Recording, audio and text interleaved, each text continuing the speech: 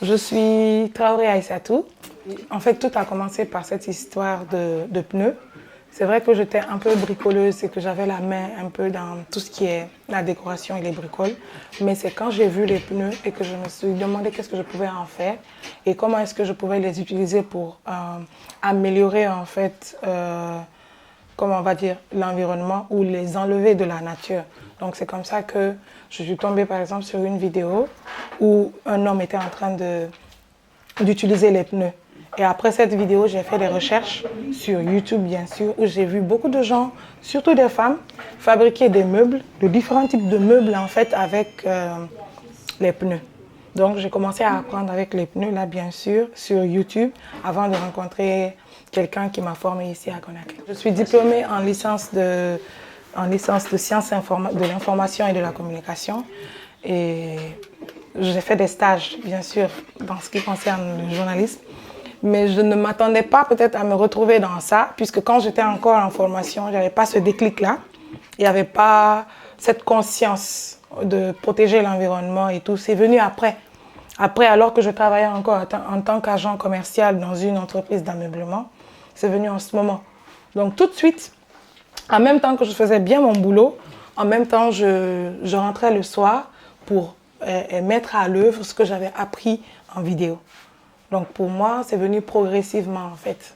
Avoir du boulot, avoir un salaire à la fin du mois, être sûr d'avoir un salaire à la fin du mois, c'est une sécurité.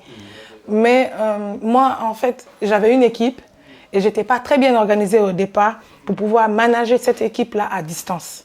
Je l'ai fait pendant 2 ans et tout. Je voulais bien garder mon boulot et en même temps faire cette activité à la fois. Mais l'équipe derrière moi n'arrivait pas à s'en sortir. On avait des plaintes, on avait des délais non respectés, on avait des boulots pas bien faits, alors que c'était moi qui étais à la base de la production et que c'est moi que les clients voyaient.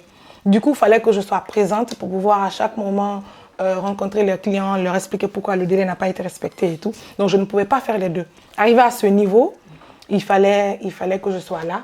Donc, c'est ce qui a fait que j'ai dû quitter mon emploi. Mais difficilement, parce que j'aimais bien mon emploi aussi. C'était aussi ma sécurité financière. Donc, il fallait que je quitte mon emploi pour ensuite me concentrer sur l'entreprise. Bon, il faut reconnaître que ça a été difficile, beaucoup difficile, parce que moi, je n'ai sincèrement pas commencé cette entreprise avec beaucoup de fonds.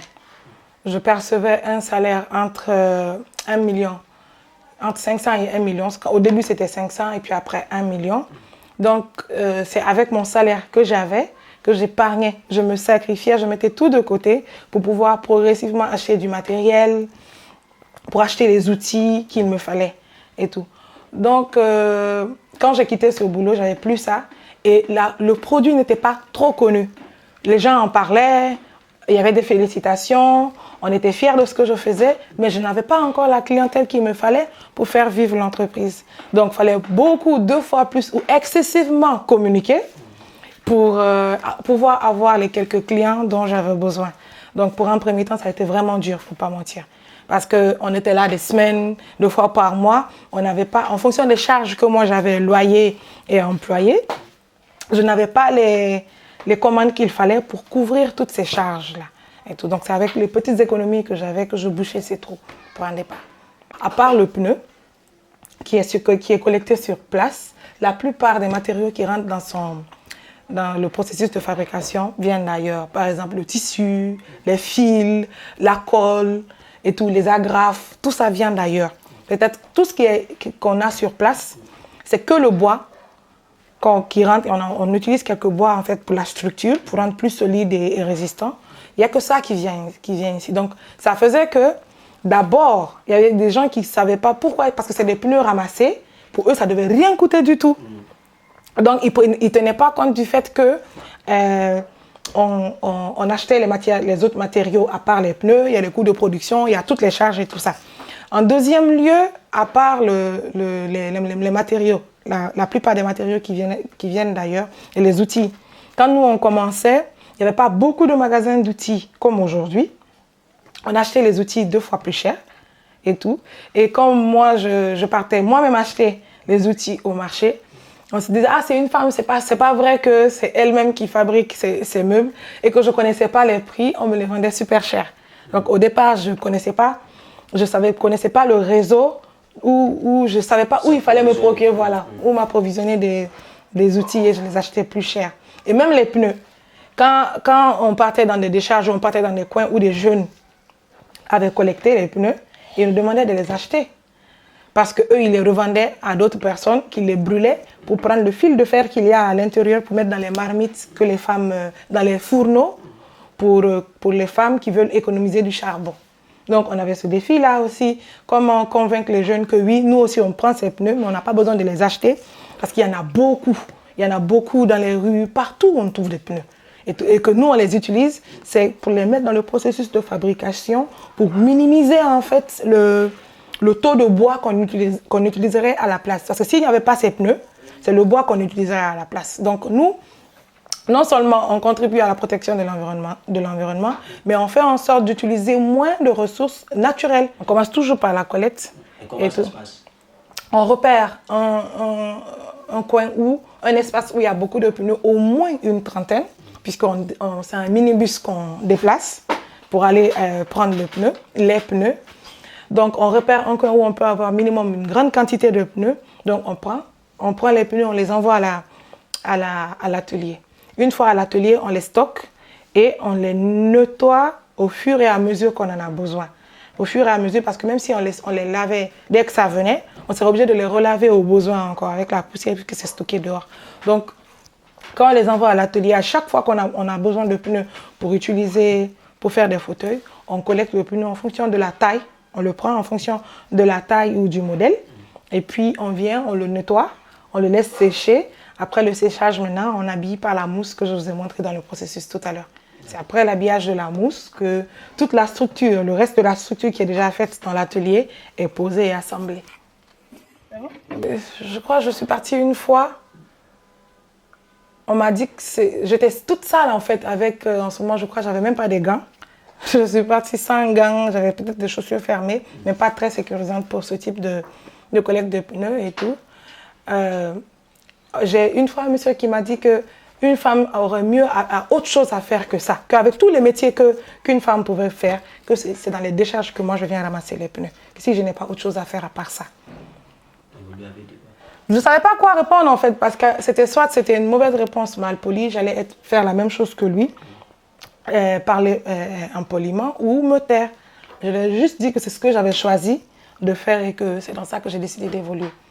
Mais après, il y a eu beaucoup de frustrations qui se sont accumulées. Il y en a même que j'ai dû oublier parce qu'après, on ne garde pas ces choses-là en fait. Mais il y a eu beaucoup de frustrations. Des gens qui ne comprenaient pas pourquoi je quitte de diplômé en journalisme et communication pour me retrouver dans ce type de boulot et tout. J'ai eu beaucoup de remarques comme ça. Mais moi, en fait, je savais où je voulais aller. J'avais vu, là où je suis aujourd'hui, je le voyais hier en fait. Donc, ce n'était pas possible qu'une remarque, des injures ou des humiliations me freinent. Parce que je savais où je veux aller. Je suis en fait dans cet élan-là et je vise en fait là où j'ai décidé d'aller.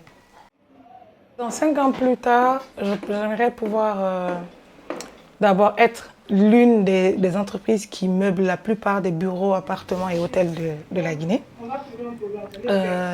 Éveiller surtout plus la conscience de la population guinéenne et celle de l'Afrique et du monde entier sur l'impact des pneus sur l'environnement, mais aussi avoir une autre entreprise qui, elle, vraiment transforme les pneus.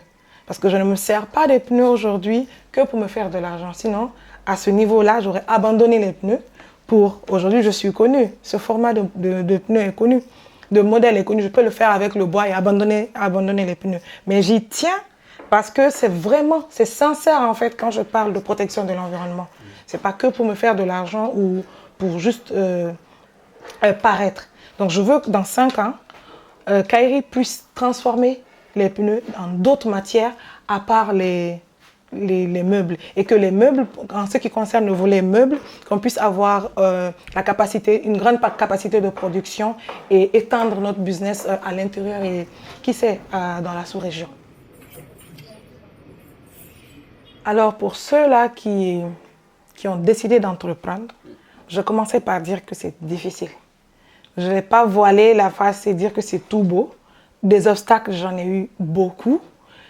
plusieurs fois, à plusieurs reprises. À tout moment, je me disais peut-être que j'ai eu des obstacles qui pouvaient me permettre d'abandonner, me donner envie d'abandonner. Envie d'abandonner, j'en ai eu cette envie plusieurs fois. Mais j'avais un objectif, j'ai un objectif. Et pour l'atteindre, j'ai confiance d'abord à mon projet, j'ai foi en ce que je veux. Et à cause de ça, je vais de l'avant. Parce que je sais que si je veux aller là où je vais, c'est que je dois me préparer à affronter tous les obstacles qui se présenteront devant moi. Mais surtout, derrière, être bien organisé, discipliné, travailler fort et dur, c'est pas seulement ça. Il faut travailler intelligemment et être discipliné. Mettre en fait, être organisé, mettre la pression d'abord sur soi-même pour être mieux organisé dans l'atteinte de son objectif. Quand c'est comme ça, quand les obstacles viennent, on les affronte et on passe au suivant. Donc de ne jamais abandonner parce que des obstacles, il y en aura toujours. Des humiliations et découragement, il y en aura. Mais de tenir bon quand on est discipliné et bien organisé afin d'atteindre ses objectifs.